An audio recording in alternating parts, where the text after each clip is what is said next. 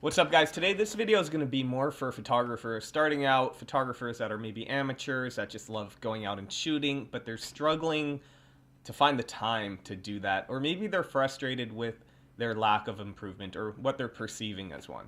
So I want to give you guys a few ideas as well as sort of my philosophy on how to improve at photography. First of all, I want to say the best way to get better at photography is by taking photographs. It's just like if you want to get better at hockey, soccer, football, whatever, you have to play that sport. You can read about it in a book, you can watch the best, like the masters at it, and improve that way. But ultimately, the best way to actually improve is to go out and shoot. So today I'm going to focus on how to get yourself to go out and shoot. This is a lot easier for someone who's like a freelance photographer, of course, and they're shooting anyway for work.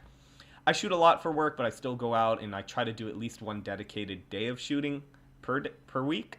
I also just always keep a camera in my bag, a camera I'm going to enjoy shooting with. So for me, it's film photography. I don't enjoy shooting digital for a variety of reasons. I'm not going to get into that, but for me, it never excited me. Part of it has to do with my association with professional work. So I shoot film. That's one thing that's gotten me to shoot. So most people, their problem is finding the time. It's easy for me to talk about, oh, it's easy, go find the time, because of my personal lifestyle of being a freelance photographer and a photography teacher. I kind of created my own lifestyle. I have the freedom to do what I want when I want, but it's usually filled with work. But I'm choosing when to do that work and choosing to give myself time to go out and shoot. So how can you do that? If you have a full-time job, it's not easy, and I have empathy, I get it. And I had to work before I started doing professional photography. I always had a job. The first one is walk somewhere to eat for your lunch and do street photography.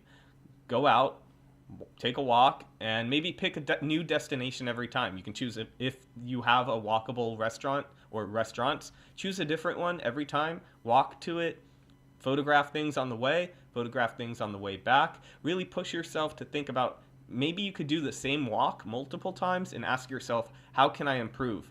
How can I take interesting photographs on the walk I already did? I already photographed everything. Well, photograph things differently. Look harder. Maybe you'll find different things. Bring a different lens if you have a different lens. Maybe you can try macro photography. The next one would be a personal photo project. Everyone will encourage you to do this. It's nothing new. It could be one photograph a day. Maybe try that for 30 days. Then maybe try 5 photographs a day for 30 days. Pick a specific topic. I shared on this channel photos of me with my dog doing the same things that you guys can check out. That's one I did. It wasn't just to get me shooting. It was to kind of center myself in a difficult time. So that's one. And I'm just going to interject here and say that going out and shooting, you're going to find it's not a chore if you practice presence. Go on walking meditations is what I call them, where you're just watching, you're observing, you're looking around. Being very focused on photography is no different than pretty much Zen meditation. If you're fully focused, you're going to feel much more peaceful, and you're going to get great photographs to post online, share, and you'll be improving. Another one, if you can spare it, is you say, okay, for 3 hours today, I'm going to go shooting. Block out a section of time and stay diligent. That's your time for shooting.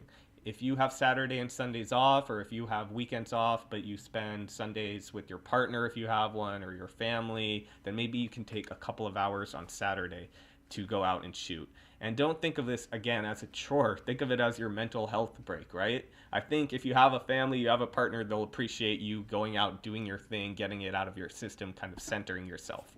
Other ways to get you shooting is for you to really understand that you have to, I said it earlier, you have to go out and shoot if you want to get better. So many people want to improve at things, but they don't do the thing that actually makes them improve, and that is doing it. In my life, I've seen people kind of say they love something, but they don't really love it. And if you're not really going out and shooting, you need to ask yourself, is there a good reason why I'm not shooting? Or do I really just, maybe I don't love the actual process of photography. Maybe you love the idea of it. Maybe you love posting photos online and getting feedback from people, but maybe you don't like going out and shooting. And if that's the case, maybe you should reevaluate this as your hobby. sorry, I didn't mean it to go negative, but I want to be honest with people because I think you should really value your time and do things with intention. And if you're not really enjoying photography enough to go out and do it, and you've asked yourself, well, is it really, am I sure it's not other reasons? And maybe you should consider something different. All right, that's it for today. I hope you guys like this video. I try to do more philosophical topics on photography rather than gear reviews. If I talk about gear, it's definitely not about, hey, look at the new shiny new camera that came out. It's more about the craft of photography, how that piece of gear can kind of improve it or affect it, whatever.